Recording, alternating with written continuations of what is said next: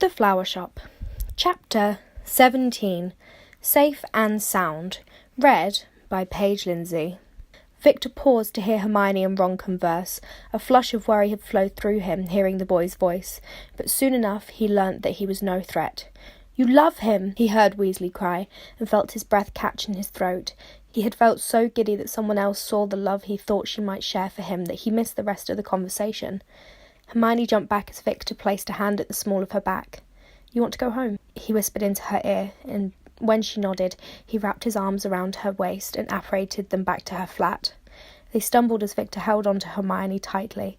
"You okay?" he whispered into her ear, and she leant back into his embrace. "Yes," she struggled to say, her body succumbing to drowsiness.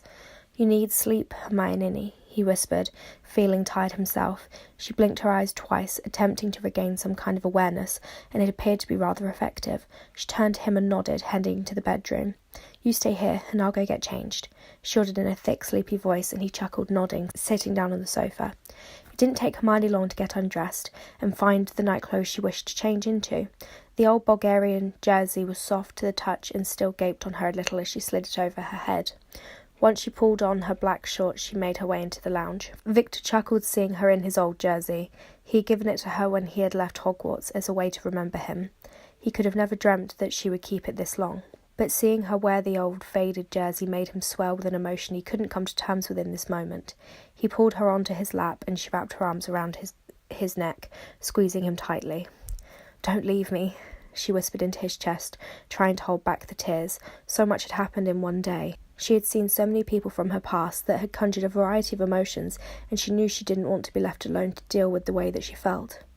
Victor smiled down at her, drowsy, with heavy eyelids, and he knew he could not leave her now.